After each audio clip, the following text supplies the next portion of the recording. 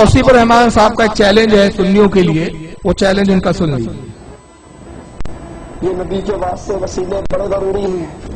اچھا بھائی اگر ضروری ہے تو قرآن میں کسی، یہ نبی کے واسطے وسیلے بڑے ضروری ہیں۔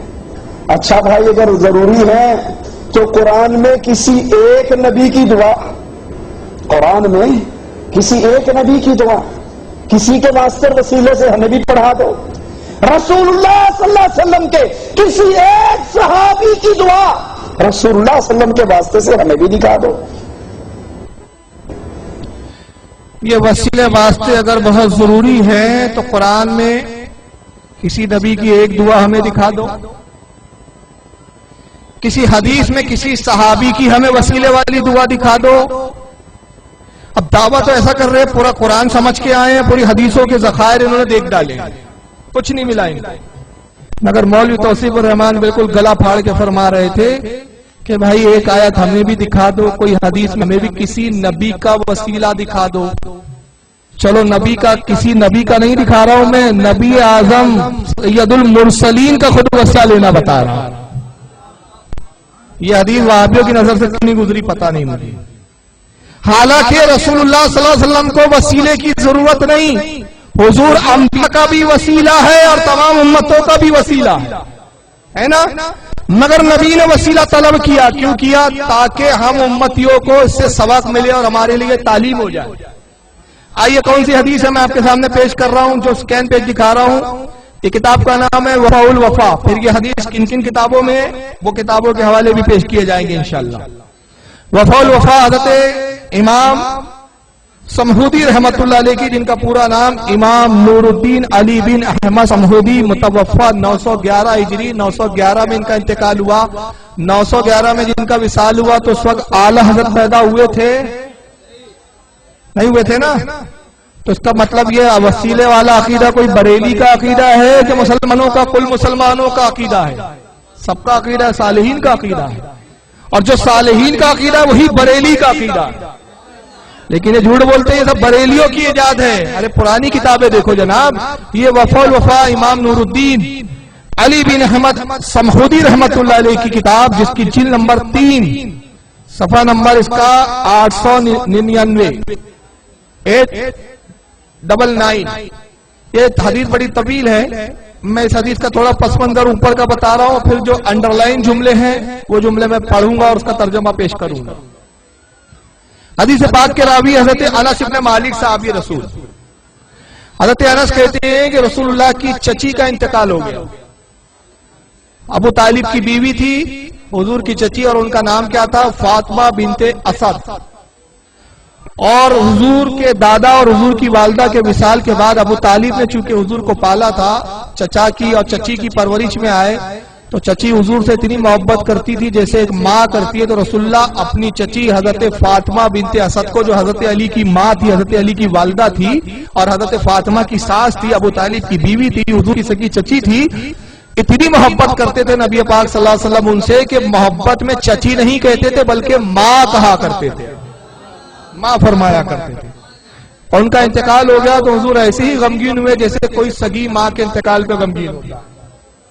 حضرت انس فرماتے کہ حضور نے قبر کھودنے کا حکم دیا، چنانچہ 3 لوگوں نے مل کر قبر کھودی حضرت فاطمہ بنت اسد کے لیے، جس میں ایک تھے حضرت ابو ایوب انصاری، دوسرے تھے حضرت اسامہ ابن زید، اور تیسرے حضرت عمر رضی اللہ تعالیٰ عنہ کے آزاد کردہ غلام تھے۔ ان 3 لوگوں نے مل کر قبر کھودی۔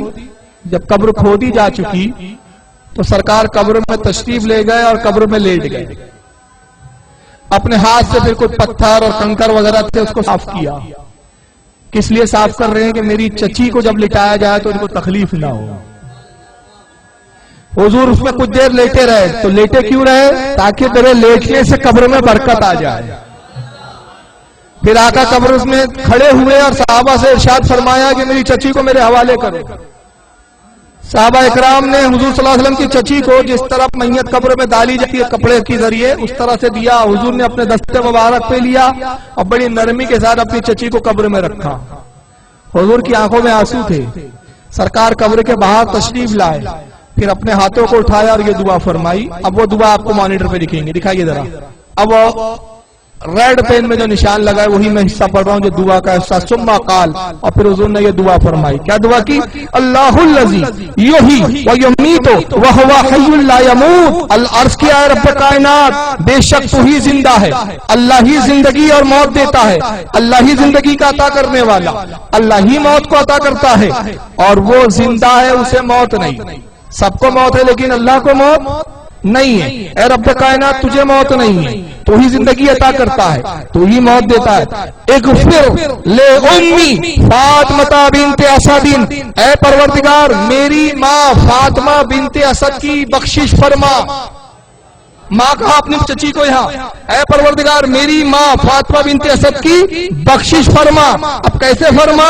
وَوَسِّعَ عَلَيْهَا مَدْخَلَهَا، اور میری ماں کی قبر کو حد نگاہ تک وسیع کر دے، جہاں تک نگاہ جائے قبر کو کشادہ فرما دے، بڑی فرما دے. بے حق نبی کا وَالْأَنْبِيَاءِ الَّذِينَ مِنْ قَبْلِكَ، تجھے میں واسطہ دیتا ہوں تیرے نبی کا اور مجھ سے جو پہلے نبی گزرے ان کا بھی وسیلہ پیش کرتا.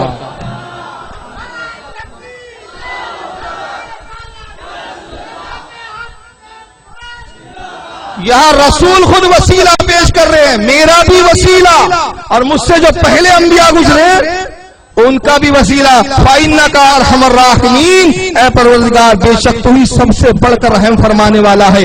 تو رحم فرمانے والا بعد میں کہا، پہلے وسیلہ لیا، تو گویا اشارہ کر دیا امتیوں کو کہ اللہ رحم تب فرماتا جب اس کی بارگاہ میں وسیلہ پیش کیا جاتا ہے. وسیلے کے بغیر چارہ نہیں ہے. اور الوفا کا میں نے اس کے دکھایا، اس حدیث کو امام حاکم نے بھی لکھا ہے اپنی المستدرک کے اندر.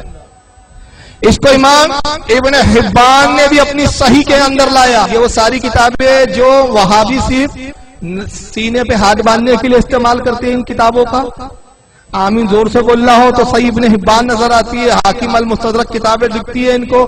یہ کتابیں اپنے مطلب کے لیے دکھتی ہے، مگر انہی حدیث کی کتابوں میں جب یہ حدیثیں آ جائی تو ان وابیوں کو دکھتا نہیں، اور پھر قوم میں دھوکہ دینے کے لیے کہتے ہمیں ایک نبی کی دعا دکھا دو. اب تمہاری آنکھوں کی بینائی کمزور ہے تو ہم کیا کریں؟ اس لیے تو ہم کہتے ہیں بریلی کا سرما بھی لگاؤ یا بریلی کا چشمہ بھی لگاؤ تو کچھ تمہیں حدیثیں دکھے. اس کو امام حاکم نے بھی لکھا المستدرک میں، امام ابن حبان نے صحیح میں لکھا. امام حاکم اس حدیث کو لکھ کر فرماتے ہیں صحیح، اس کے راوی صحیح ہے. ابن حبان کہتے ہیں اس کے سارے راوی صحیح ہے. امام طبرانی نے معجم الکبیر میں بھی لکھا، معجم الاوسط میں بھی لکھا.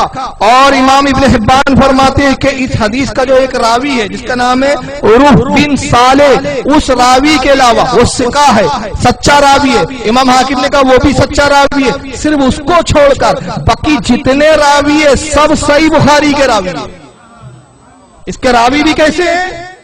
سب صحیح بخاری کے. جو امام بخاری نے جن راویوں کو اپنی صحیح بخاری میں لایا وہ بخاری کے. تو یہ حدیث ان کو نظر نہیں آ رہی ہے بیچاروں کو. آئیے ایک بڑی مشہور کتاب میں آپ کے سامنے پیش کر رہا ہوں جس کا نام آپ نے بہت بار سنا ہوگا. کتاب کا نام کیا ہے؟ مشکات. اب مشکات شریف کس نے نہیں سنا یار؟ کون سا واز ہے جس میں مقرر مشکات کا نام نہ لیتا ہو؟ کون سا مدرسہ ہے جہاں مشکات نہیں پڑھائی جاتی ہو؟ تو پتہ چلا توصیف الرحمان نے اس مدرسے میں پڑھا جہاں کچھ پڑھایا ہی نہیں جاتا تھا. اس لیے وہ بیچارے باہر نکل کے رہے. اللہ کے رسول کی نبی کی ایک روایت، ایک حدیث ہمیں بھی دکھا دو وسیلے والی. چلو میں دکھاتا ہوں آپ کو. مشکات کی جلد نمبر 4 ہے، صفحہ نمبر 188، کتاب الرقاق، حدیث نمبر 5247، حدیث نمبر 5247. اب بڑی ہو کر یہ حدیث آپ کے سامنے آ گئی ہے. صاحب مشکات کہتے ہیں وعن امیہ بن خالد بن عبداللہ بن اسید، اس کو روایت کیا امیہ بن خالد بن عبداللہ اسید رضی اللہ تعالی عنہم نے عن النبی صلی اللہ علیہ وسلم، اور وہ روایت کرتے رسول اللہ سے کہ رسول اللہ سے یہ روایت ہے انہو کان یستفتح بسعالک المہاجرین، کہتے ہیں کہ نبی پاک سے یہ مروی ہے کہ جب حضور جنگ میں ہوتے تو آپ جنگ میں فقراء مہاجرین کے وسیلے سے فتح کی دعا کیا کرتے تھے، فتح مانگا کرتے تھے. کس کے وسیلے سے؟ فقراء مہاجرین. اب مہاجرین کون تھے؟ ایک ایک لفظ سن دیا. فقراء کیا تھے، مہاجرین کیا تھے؟ مہاجرین وہ صحابی تھے جنہوں نے مکہ سے ہجرت کر کے مدینے کو اختیار کیا تھا، اور فقراء اس لیے سے کہ اتنے غریب اور مسکین تھے کہ ایک لباس کے علاوہ دوسرا لباس پہننے کے لیے نہیں ہوتا تھا۔ اس میں بعد اصحاب صفہ کی جماعت تھی، ان کا حال یہ تھا اصحاب صفہ کا کہ ابو ہریرہ فرماتے اصحاب صفہ کی جماعت میں وہ بھی شامل ہے، فرماتے ہم اصحاب صفہ کی غربت کا عالم یہ تھا، ہم ایسے فقیر اور فقراء کی جماعت تھے کہ لباس کا یہ حال کہ اگر شرمگاہ چھپائے تو پیٹ کھل جائے، اور پیٹ پہ اگر ہم چھپائیں اپنی پیٹ اور پیٹ کو اگر کپڑوں سے چھپائیں تو شرمگاہ ظاہر ہو جائے، تو ہم صرف اتنا سا ایک کپڑا باندھ لیتے جو ہمارے گھٹنوں سے اوپر ہوتا، شرمگاہ چھپاتا، پیٹ کھلا، گھٹنوں سے نیچے کا حصہ بھی کھلا۔ اور اسی کو ہمارا کہا جاتا ہے فقراء کی جماعت۔ اولیاء میں ایسی بھی جماعتیں ہوتی ہے جس کو کلندر کہا ہے، جو ایک لنگی اور ایک لباس میں زندگی گزار دیتے ہیں۔ اللہ کے نبی ان کے وسیلے سے دعا کرتے ہیں، اور یہ تو مشکات میں یہی لفظ آئے صرف کہ حضور فقراء مہاجرین کے وسیلے سے فتح کی دعا مانگا کرتے تھے۔ اس کی شرح میں ملا علی قاری کا آپ کیا فرماتے ذرا آئیے کہ دعا کیسے ہوتی تھی۔ یہ ملا علی قاری کی شرح مشکات، مرقات شرح مشکات بڑی مشہور کتاب ہے ان کی، کئی جلدوں میں۔ اس کی جلد نمبر 5 صفحہ نمبر 61 پر ملا علی قاری روایت یوں کرتے ہیں، وقال ابن الملک، کہتے ابن الملک سے روایت ہے، وہ کہتے ہیں میں یقول، اللہ کے نبی یوں دعا کرتے، حضور کے الفاظ دعا کے یوں ہوتے، یوں آپ عرض کرتے، اللہم انصرنا علی الاعداء بحق عبادت الفقراء المہاجرین۔ اللہ کے نبی یوں دعا کرتے، اے اللہ ہمیں دشمنوں پر فتح اور مدد عطا فرما، واسطہ تجھے تیرے فقراء مہاجرین بندوں کا، تیرے فقراء مہاجرین بندوں کا واسطہ، ان کا وسیلہ کہ ان دشمنوں پہ ہم کو فتح عطا فرما۔ اب ذرا تصور کیجئے جنگ کا ماحول کیا ہوتا ہے، بہت سخت ہوتا ہے، جان پہ بنی آتی ہے، دشمن حاوی ہو رہا ہے، دشمن حاوی ہونے کا مطلب آپ کی موت قریب۔ اب موت سامنے، اس سے زیادہ سخت اور دشوار کوئی مرحلہ ہو سکتا ہے؟ نہیں ہو سکتا ہے۔ آقا اس سخت مرحلے میں وسیلے سے دعا کر کے بتا رہے ہیں، امت کو تعلیم دے رہے ہیں کہ جب تم پر مشکل وقت آئے تو تمہاری دعا تبھی مشکل وقتوں میں قبول ہوگی جب تم وسیلہ پیش کرو گے، وسیلے کے بغیر دعا تمہاری مقبول نہیں ہو سکتی۔ ایک بہت مشہور حدیث ہے، اب آئیے اس پر تھوڑی سی گفتگو ہوگی کہ بڑی مزیدار گفتگو ہے، اس کو تھوڑا سا توجہ سے سننے کی آپ کو ضرورت ہے۔ یا نبی سلام علیکہ، یا رسول سلام علیکہ۔